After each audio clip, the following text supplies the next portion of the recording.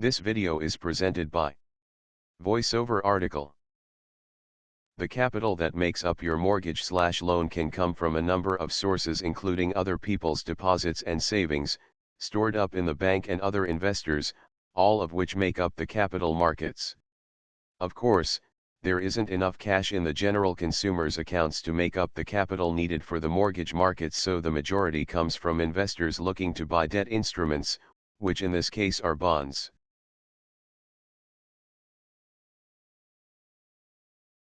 The buyers of these bonds are looking for a good return on their investments, which is of course completely opposite to people looking for a low-rate mortgage.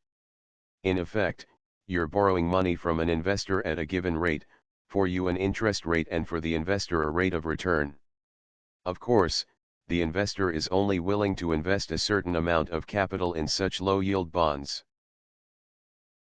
Now, the rates on a mortgage fluctuate from month to month, and this rate is determined by how well mortgage bonds are selling.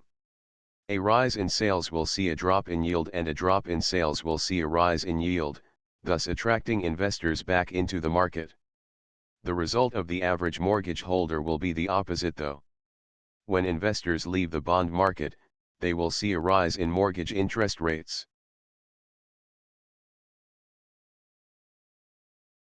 Of course, the mortgage market is driven by a number of external factors, such as supply and demand, but the greatest factors is that of inflation. Where inflation is low, the return for the investor is high, but when inflation increases, it devalues the investment and at the same time the mortgage. Suddenly a $120,000 mortgage can seem far less of a burden. Inflation is kept under control by raising or lowering interest rates. When inflation is rampant, interest rates are raised, resulting in a rise in mortgage repayments. Recent subprime mortgage lending issues in the US have had a knock-on effect throughout the world.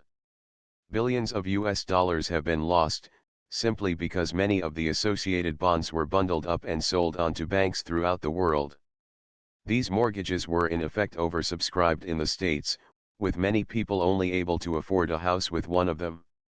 Unfortunately, the mortgages were being defaulted on and, having been sold onto UK, Hong Kong, German, French banks, they could not be easily recouped. The collapse in this market left many banks in serious problems. Losses could not be recouped and the bond market dried up as investors fled. New mortgages became difficult to find and their rates were much higher than previous. Interest rates have now been dropped so as to stimulate the market. Lenders have maintained bond rates at a higher level, giving them greater yield, and the result will be a higher return for what is now perceived a greater risk. This video is presented by VoiceOver Article.